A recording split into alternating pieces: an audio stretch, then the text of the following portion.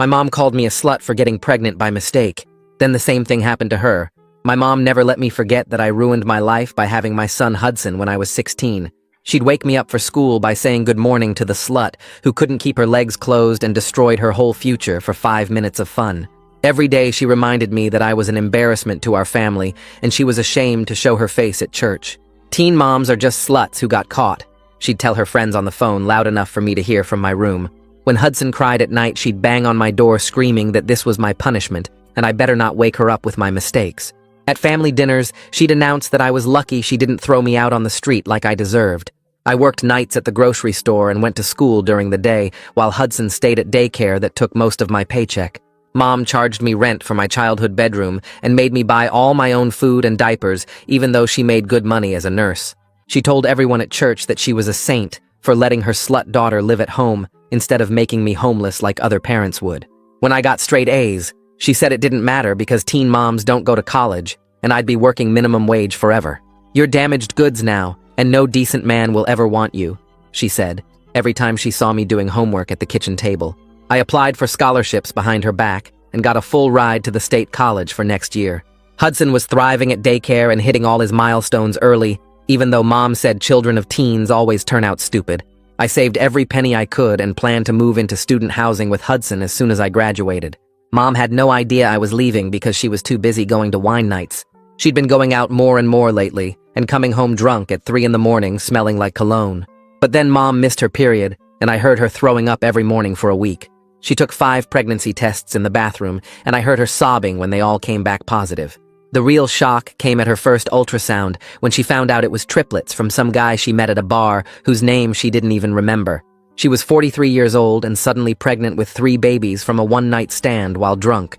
"This can't be happening to me," she kept crying while I fed Hudson his breakfast. Her church friends completely abandoned her when they found out she was pregnant without a husband or even a boyfriend.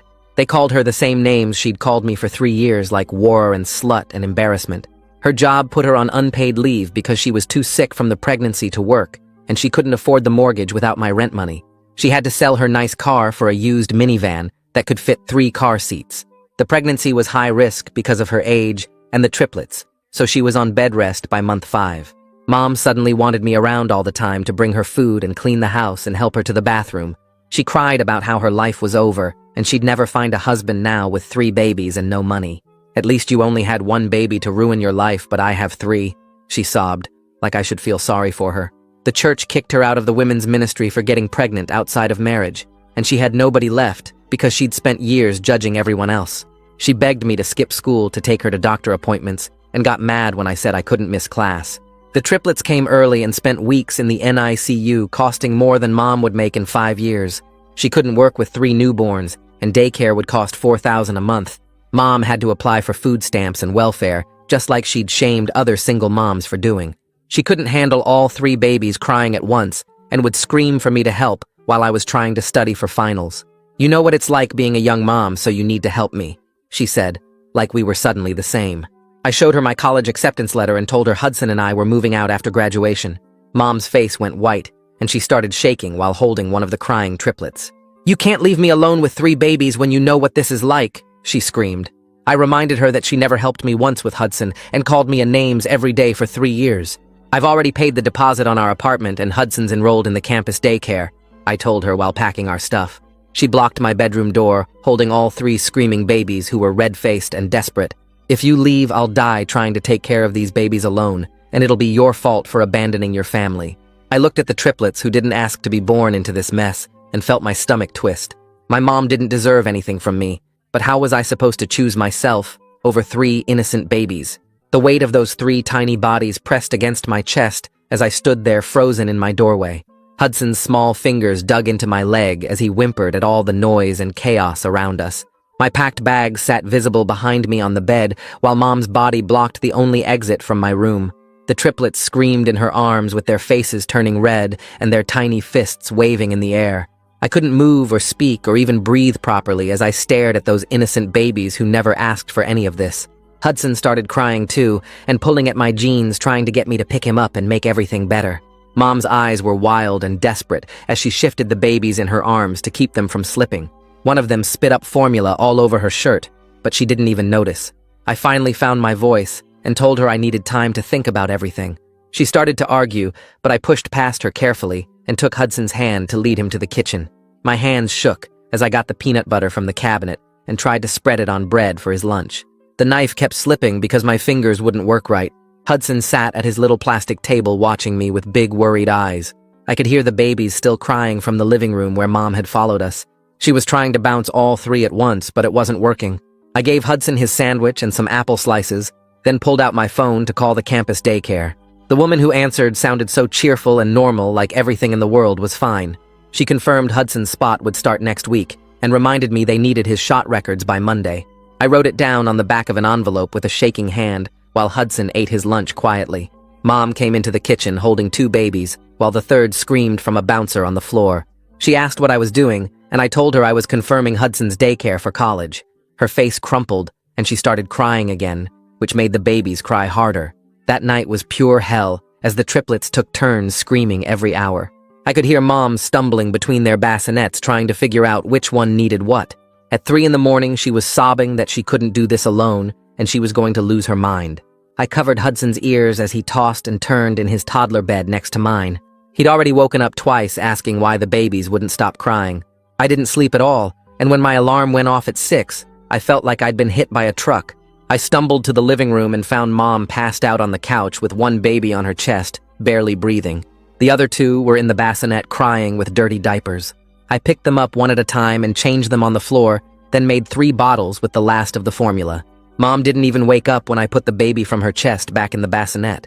I shook her shoulder gently and told her I had to leave for work soon. She opened her eyes and looked confused about where she was. I left her sitting up trying to feed one baby while the other 2 fussed. Work was a nightmare because I could barely keep my eyes open.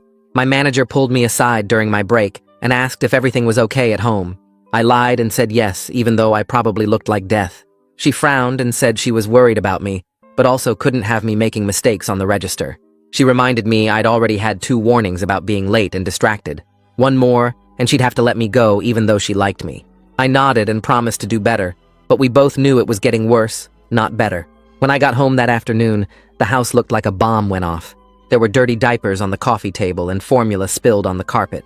Empty bottles were everywhere, and the sink was full of dishes. Mom had managed to feed all 3 babies, but nothing else.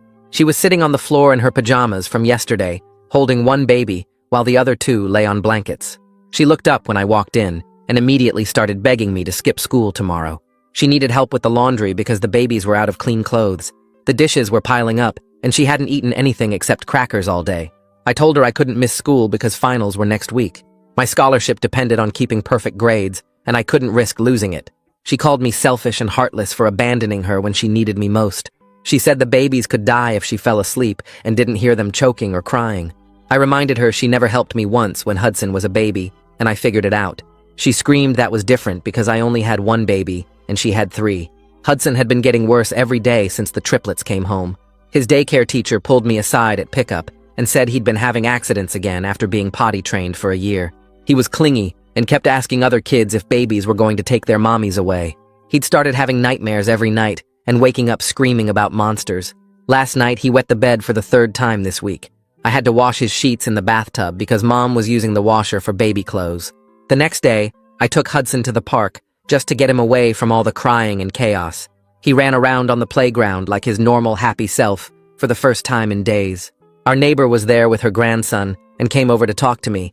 She mentioned she was worried about all the crying coming from our house at all hours. She asked if Mom was handling the triplets okay and if we needed any help. The way she said it made my stomach drop because I could tell she was thinking about calling someone to check on us. I packed Hudson into his car seat, trying not to think about what the neighbor might do while we drove home. The next morning, my phone buzzed during my chemistry final review session, and I saw Mom's name flash across the screen with 5 missed calls already. I ignored it and tried to focus on the professor explaining oxidation reactions, but the phone kept vibrating in my pocket. Finally, I stepped into the hallway and read her texts about one of the triplets screaming for 3 hours straight and maybe having a fever. She couldn't drive all 3 babies to the doctor because she still couldn't get the car seats installed right in the minivan. I looked back at the classroom where everyone was taking notes on material that would definitely be on the final exam worth 30% of my grade.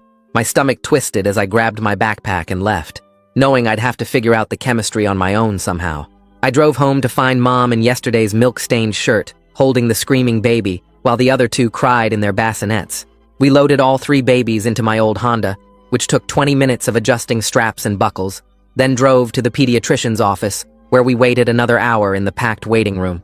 The doctor checked the baby and said it was reflux, which meant special formula that cost $48 for a small can instead of the $20 regular kind. Mom started crying right there in the exam room about how she couldn't afford it, and the nurse quietly slipped us a bag of sample cans while explaining how to apply for WIC benefits. We drove home in silence except for the babies fussing, and I helped carry them all back inside before rushing to my shift at the grocery store. That night I got home at 11 and still had to write my English paper that was due by midnight, but Mom needed help with the 2 a.m. feeding. I set up my laptop on the kitchen counter and typed while warming bottles, then fed 1 triplet while Mom handled the other 2. My eyes burned and my head pounded as I wrote about symbolism in The Great Gatsby, knowing the paper was garbage, but at least it would be submitted on time. I finally clicked submit at 11:58 p.m. and collapsed into bed only to wake up 3 hours later when the babies started their next feeding cycle. 2 days later, I was doing homework at the kitchen table when someone knocked on the door. Mom answered it holding one of the triplets, and I heard a woman's voice I recognized from church saying she'd brought a casserole. She came into the kitchen and set down a small dish while looking around at the formula cans and dirty bottles everywhere. She started talking about how God punishes sin and how Mom needed to repent for her choices and accept the consequences of her actions. Mom just stood there taking it, while tears rolled down her face, and after the woman left, Mom threw the casserole in the trash and locked herself in the bathroom to sob. I wanted to be mad at her for how she'd treated me the exact same way, but seeing her broken like that made something twist in my chest. My phone rang the next afternoon during my lunch break, and the caller ID showed the campus housing office. The coordinator explained they needed Hudson's custody documents and updated vaccination records by Friday, or we'd lose our spot in student housing. I searched through my files and realized his custody papers from when his dad signed away rights were missing, probably lost when Mom went through my room looking for things to sell for formula money. I called the courthouse, and they said I could get copies, but I'd need to come in person with proper ID and pay a $15 processing fee. Mom started texting me frantically about being out of milk and bread and begging me to stop at the store.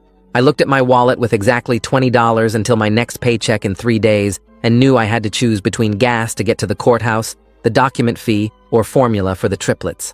I put $10 of gas in my car and drove to the courthouse where I spent an hour waiting in line, and then another hour for them to find and copy the papers. While I sat there, Mom kept texting about the babies crying and needing groceries and asking when I'd be home to help. I finally got the documents and had just enough gas to make it home, where Mom was trying to make bottles with the last of the formula powder. That evening I was heating up leftover rice for Hudson's dinner when I saw a car pull up outside that made my whole body go cold. It was a white sedan with the state seal on the door and official plates, the kind of car that meant someone had finally made the call I'd been dreading. The woman who got out wore a blazer and carried a clipboard, and she walked up our driveway with the kind of purpose that meant this wasn't a casual visit. Mom was in the living room with all 3 babies crying at once when the doorbell rang, and I watched her face go white when she saw who it was through the window. The woman introduced herself as Cheyenne Carlson from Child Protective Services, saying they'd received a concern about infant welfare and needed to do a wellness check. She came inside and looked around at the chaos, taking notes on her clipboard about the dirty bottles, the overflowing diaper pail, and the general disaster, while Mom tried to explain she was doing her best with 3 newborns. Cheyenne asked to see where the babies slept and checked their bassinets, then looked in the fridge and cupboards while writing more notes. She interviewed Mom first, asking about support systems and daily routines, and whether she felt capable of managing 3 infants. Then she called me into the kitchen privately and asked about my role in caring for the triplets and how much school I'd been missing to help. She wanted to know if I felt pressured to take on parenting responsibilities and whether I thought the babies were safe. After an hour of questions and inspection, Cheyenne sat us both down and explained she wasn't removing anyone today, but she had serious concerns.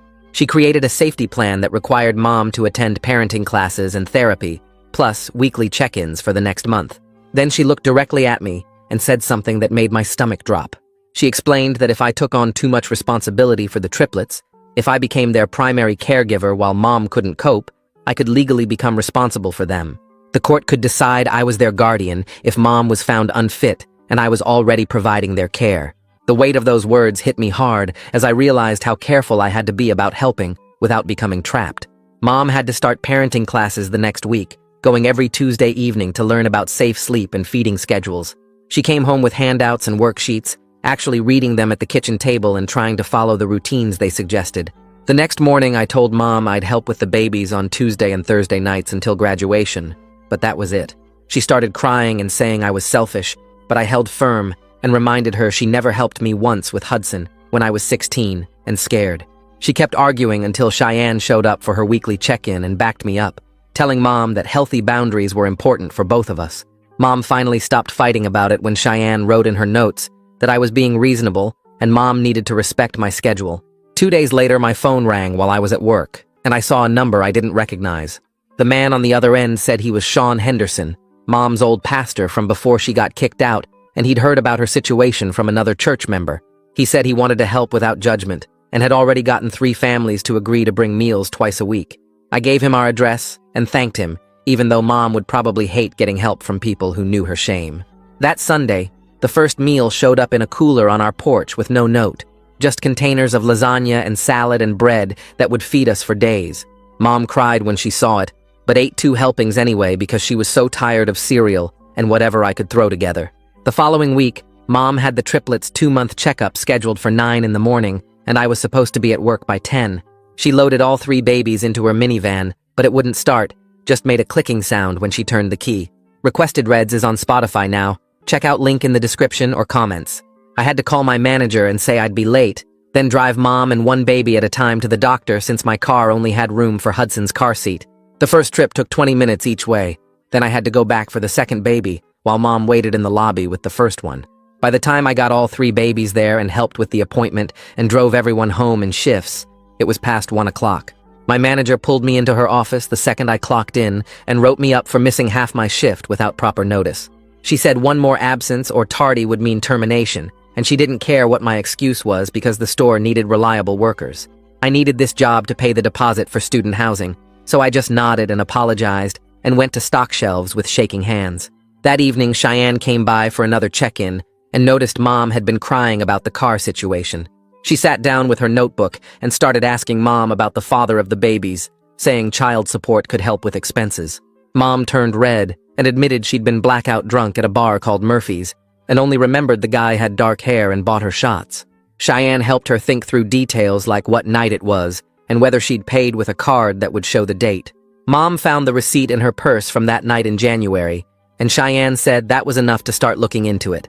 A few days later, I had to go to freshman orientation at the college for student parents, which meant bringing Hudson along since Mom had the triplets.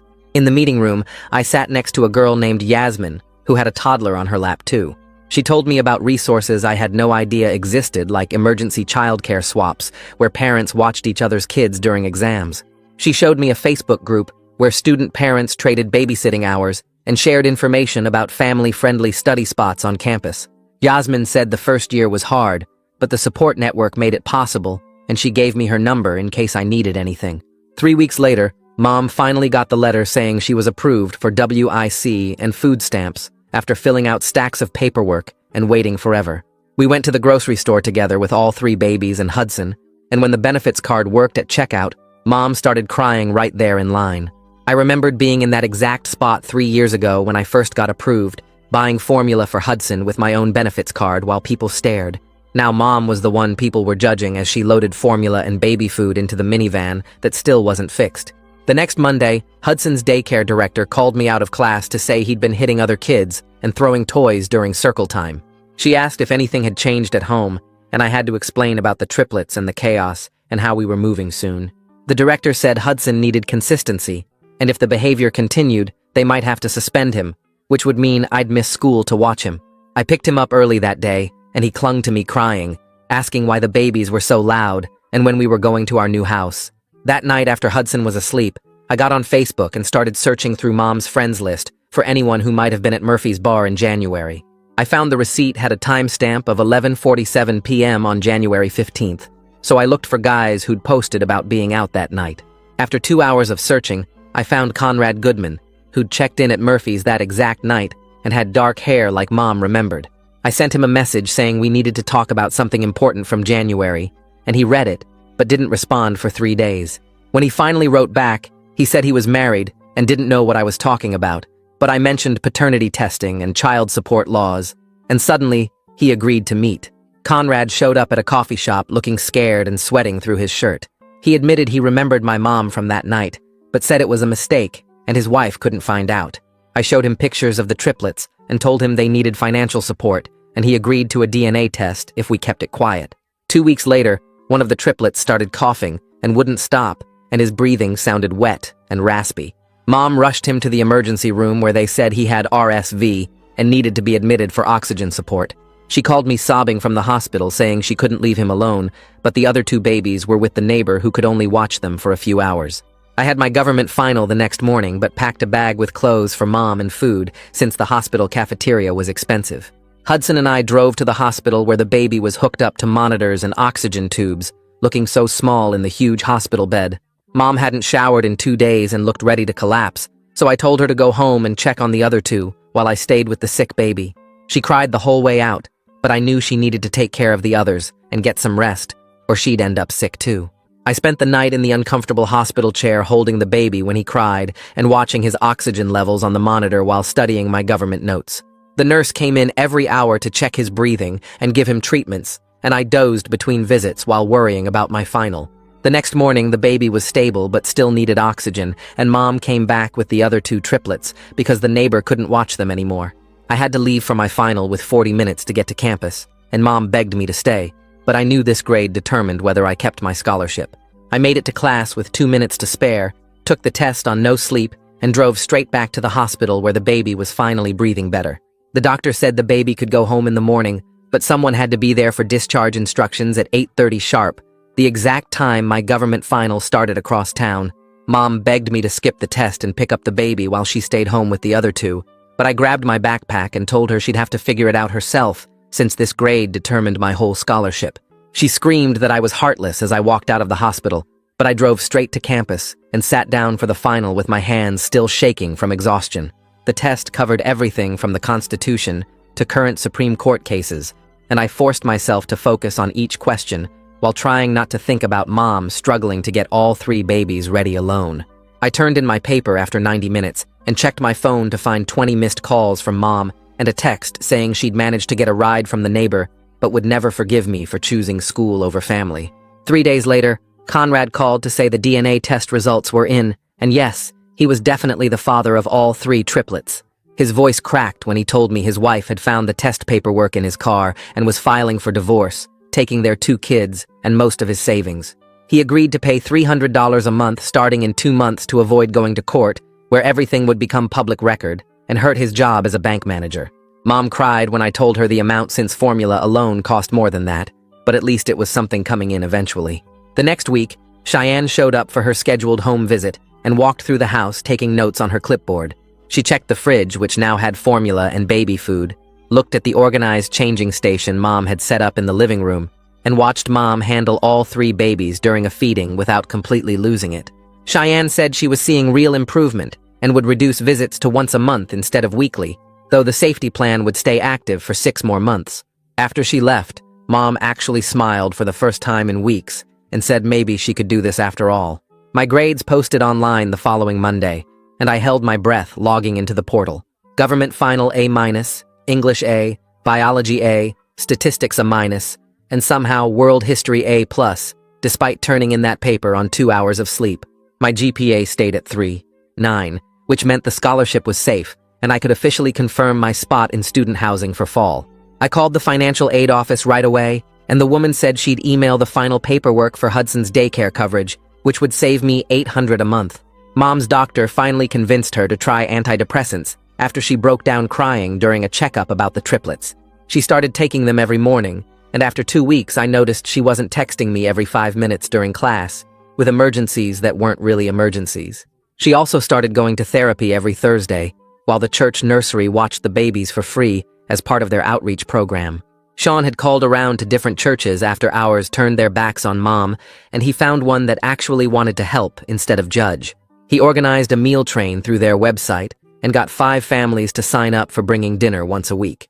It wasn't a ton of help, but it meant Mom could focus on the babies instead of cooking, and the lasagnas and casseroles were way better than the frozen pizzas she'd been living on. I took Hudson to see our new apartment on campus on a Saturday morning when Mom had a therapy appointment. The student housing complex had a playground and a community garden, and our unit had 2 small bedrooms with fresh paint and working heat that didn't rattle like our current house. Hudson ran straight to the smaller bedroom and started planning where his toys would go, asking if he could have a dinosaur poster on the wall. Seeing him excited instead of stressed made my chest feel lighter for the first time in months. That Sunday, while I was giving the triplets their bottles so Mom could shower, she came out with wet hair and sat next to me on the couch. She said she knew she'd been cruel to me for 3 years and understood why I needed to leave, that she'd probably leave too if she could. It wasn't a real apology with the words, "I'm sorry," but hearing her admit she'd been cruel felt like more than I'd ever expected to get. The triplets had started sleeping 4 hours at a time instead of waking up every 90 minutes, which meant Mom could actually get enough rest to function like a human being. She found an online support group for parents of multiples and spent nap time reading posts about feeding schedules and sleep training that actually worked. One mom from California sent her a spreadsheet for tracking everything that helped her stay organized instead of just reacting to whoever cried loudest. My last shift at the grocery store finally arrived 2 weeks before graduation. I'd given my notice a month earlier and trained my replacement, a high school kid who needed the job as badly as I had 3 years ago. My manager pulled me aside at the end of my shift and handed me an envelope with $500 cash inside, saying it was a bonus for never calling out sick, despite everything I'd been dealing with at home.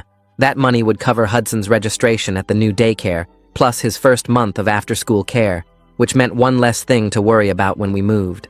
2 days before graduation, Conrad's first child support check showed up in Mom's mailbox for $300, which wasn't much, but covered formula for the whole month. Mom opened the envelope with shaking hands and immediately drove to the store to buy the special reflux formula the triplets needed, while I watched them squirm in their bouncy seats. She came back with 12 cans and actually smiled for the first time in weeks as she stacked them in the kitchen cabinet. Graduation came and went without any celebration since Mom couldn't leave the triplets, and I had to work right after the ceremony. Moving day arrived the following Saturday, and I loaded everything Hudson and I owned into my car while he played on the front lawn. The neighbor from 2 houses down saw me struggling with boxes and came over to help along with her teenage son, who carried the heavy stuff. Mom stood on the porch holding 2 of the triplets, while the third slept in the bassinet inside and watched us pack without saying much.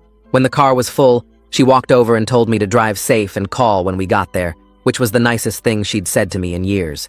Hudson waved goodbye from his car seat as we pulled away, and I watched Mom disappear in the rearview mirror, still holding those babies. The drive to campus took 40 minutes, and Hudson sang songs the whole way, while I tried not to cry about finally leaving that house. Our new apartment was on the 2nd floor of the student housing complex, with 2 small bedrooms and windows that actually opened. Hudson ran straight to his room and started putting his dinosaur toys on the shelves, while I unpacked our kitchen stuff. That first night we ate mac and cheese on the floor since we didn't have a table yet, and Hudson fell asleep in his own room without any crying babies to wake him up. The next morning, I found the student parent group meeting that Yasmin had told me about in the community center. There were 8 other parents there with kids ranging from babies to elementary school age, all dealing with the same stuff I was. They showed me how to sign up for free tutoring for Hudson and explained the emergency childcare swap system where we watched each other's kids during exams. One dad gave me his old coffee maker, and a mom handed me a bag of clothes her son had outgrown that would fit Hudson perfectly. Mom started texting me pictures of the triplets instead of the desperate messages asking for help she used to send. The babies were getting bigger, and she'd figured out how to prop bottles so she could feed 2 at once while holding the third. She mentioned the meal train was still bringing food 3 times a week, and Sean had found volunteers to help with laundry on Saturdays. After 2 weeks on campus, Hudson's new daycare teacher pulled me aside at pickup to say he was doing so much better than when he started. He'd made friends with 2 other boys and hadn't had a single tantrum since we moved, which was huge after months of him acting out at the old place. The teacher said he talked about his new room all the time and seemed really proud of living in an apartment like a big kid. I got hired at the campus library working 20 hours a week around my class schedule, which paid less than the grocery store, but let me study during slow times. My supervisor understood I was a single mom and never gave me grief when I had to leave right at 5 to get Hudson from daycare. The other student workers were nice, and one girl who was also a mom showed me which professors were understanding about kids getting sick. Mom and I worked out a routine where Hudson and I visited Sunday afternoons from 2 to 5 to help with the triplets. I'd give them baths while Mom prepped bottles for the week, and Hudson played with his toys in the living room away from the chaos. She never asked us to stay longer, and actually thanked me for coming when we left each week. The triplets hit 4 months old and were finally catching up to where they should be developmentally, even though they'd been born so early. They could hold their heads up and grab things, and even smiled sometimes when you talked to them. Mom had gotten better at managing all three at once, using the schedule from her online support group, and they actually napped at the same time most days. Cheyenne came by Mom's house one last time to close out the CPS case, since things had improved so much. She left the voluntary services open so Mom could keep going to parenting classes and therapy, which she actually wanted to continue. Cheyenne told me she was proud of how I'd set boundaries while still helping, and said most kids in my situation would have either abandoned their family completely or gotten sucked into being a full-time caregiver. Conrad called Mom in March to say his tax return came in bigger than expected, and he'd increase the child support by $200 a month starting immediately. Mom used the extra money to hire a college girl to help with the triplets for 10 hours every week. The helper came Tuesday and Thursday mornings, so Mom could shower without rushing and actually sleep for a couple hours. I saw the difference right away when we visited that Sunday, because Mom had washed her hair and changed out of the milk-stained shirt she'd been wearing for days. The triplets were 6 months old now and could sit up in their bouncy seats while Mom fed them rice cereal mixed with formula. Hudson helped by shaking rattles at them, which made them laugh and kept them happy during feeding time. Finals week came fast, and I studied every night after Hudson went to bed while highlighting my textbooks and making flashcards. The grades posted online 2 weeks later, and I'd made the dean's list with a 3.8 GPA my first semester of college. Hudson's daycare teacher showed me his progress report, and he'd moved up to the next classroom because he knew all his colors and could count to 20. We walked around campus together every afternoon, and he'd point out the squirrels and ask if we could bring them home to our apartment.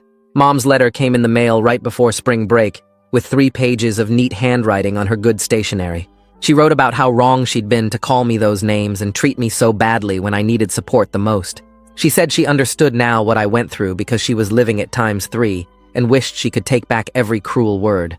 The letter mentioned she'd started going to a different church across town that had a single mother's ministry and free nursery during service.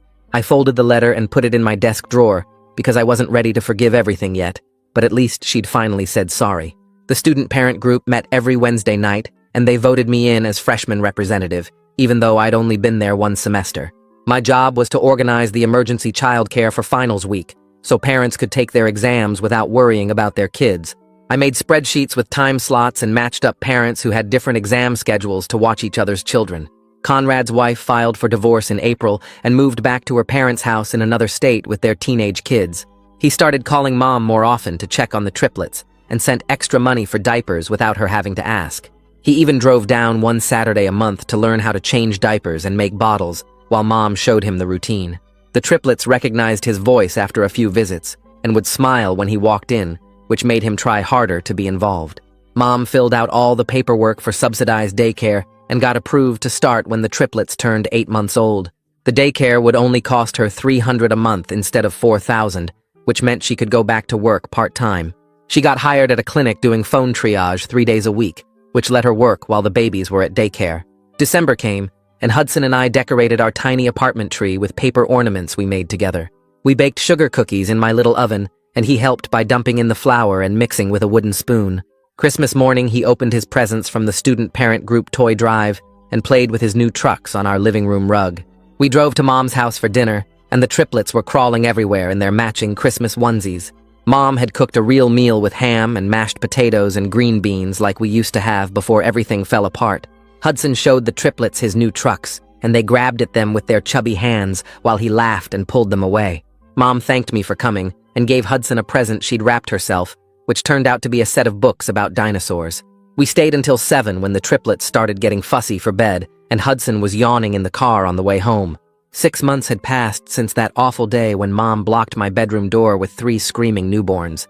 The triplets were healthy 8-month-olds who could crawl and babble and eat solid food without choking. Mom had her support system with the church, and the helper and Conrad actually showing up to do his part. Hudson was happy in our new life with his own room and friends at daycare, and a mom who could focus on him. I was actually succeeding in college and had found my place with other young parents who understood the struggle. We'd all found our footing even though the path to get here had been harder than anyone deserved. So yeah, that's how it all went down. Nothing fancy, just me telling it how it happened. Thanks for sticking around and hanging out. It honestly feels like chatting with a friend. Come back next time if you're in the mood.